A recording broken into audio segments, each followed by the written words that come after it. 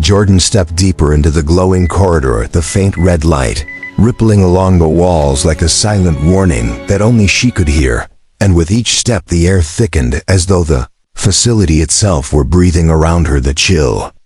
she expected from the abandoned structure had vanished, replaced by a strange rising warmth that made her wonder if some hidden generator had been activated without her knowledge. She kept her steps light, her senses alert, because everything about this place seemed built to confuse and corner her, and as she reached the first bend, she felt the unmistakable sensation that someone was following her, though each time she turned, there was only empty space waiting to swallow her whole. She continued forward, scanning every shadow as the corridor widened into a larger passage where the red glow grew brighter, casting long, distorted shapes across the floor that twisted and shifted as she moved. The vibrating hum in the walls increased in volume, becoming a low thrumming that pulsed through her boots as though something massive stirred far beneath the concrete. She pressed one hand to the wall, the heat surprising her enough to pull back quickly, and she realized this part of the facility was not just powered, but active, alive with intentions she could not yet decipher, and as she listened closely, she caught a faint metallic clicking from behind her, like gears turning slowly but deliberately, waiting for her next step before reacting.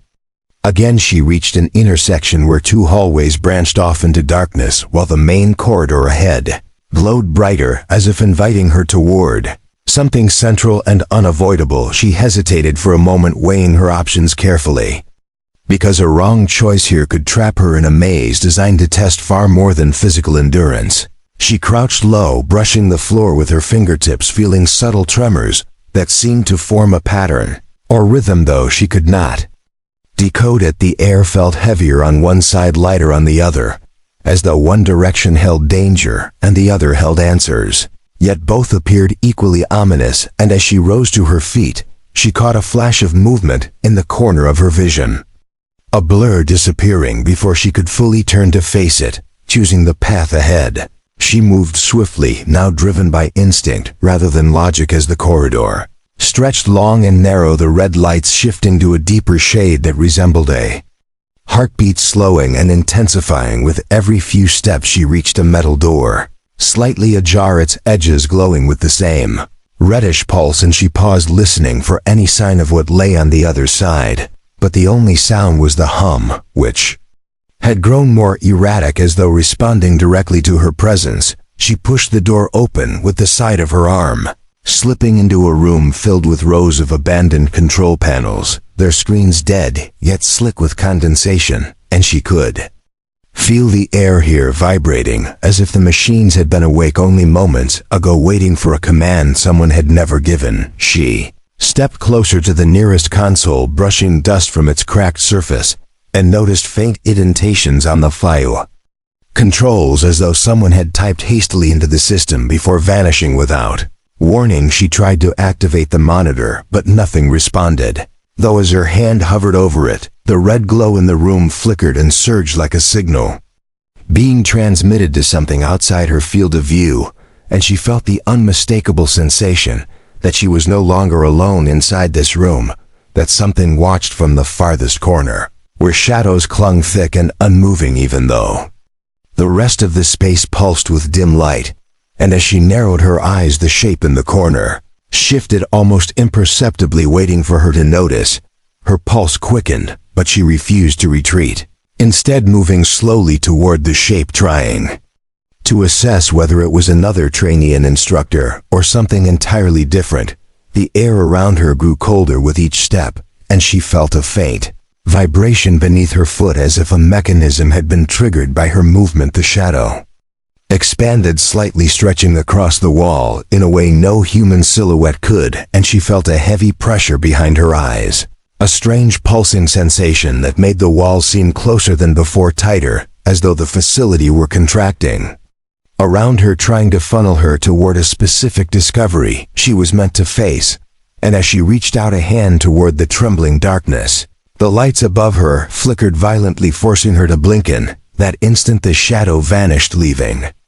only the bare wall behind, and Jordan felt a surge of unease stronger than any she had faced in training, because something capable of moving without sound and without form was now aware of her presence, and her movements she backed away slowly, scanning the room in case the shape had reappeared somewhere else, but the space remained still, except for the lingering hum that grew louder with each breath she took. She turned toward the exit, ready to retreat and reassess, but the metal door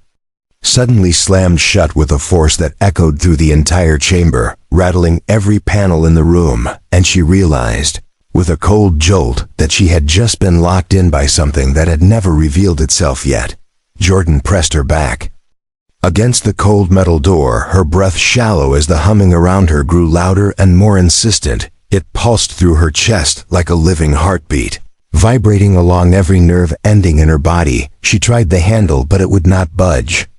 and the red glow from the ceiling flickered in uneven patterns, casting long twisting shadows across the walls, and for a moment, she could have sworn one of them moved independently, leaning toward her with deliberate patience, as if studying her reaction, waiting for the exact moment to strike. Her eyes scanned the room, searching for another exit or a hiding place, but the chamber seemed endless, stretching into darkness beyond the flickering light. She took a tentative step forward, the floor beneath her trembling slightly, as though whatever was below was moving closer. The control panels hummed softly, vibrating in response to her presence, like they were alive and aware of her every motion. She reached for one, pressing a button, hoping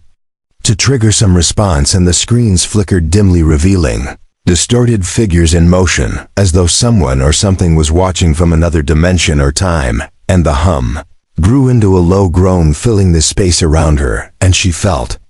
the undeniable sense that she was no longer in control of her own actions. Suddenly a metallic click echoed through the room, and a panel slid open, revealing a narrow passageway barely wide enough for her to squeeze through. She hesitated, knowing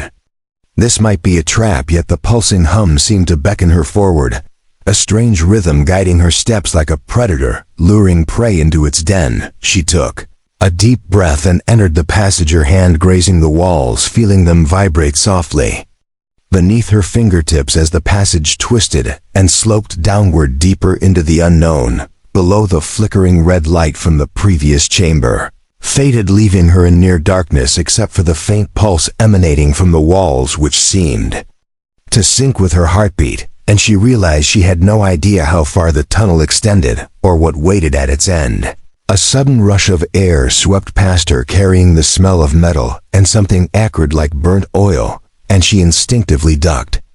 as a shadow darted across the narrow corridor faster than her eyes could follow. She froze, listening as the passage seemed to shift around her, the floor tilting subtly, the walls narrowing and widening in ways that made her feel dizzy and disoriented.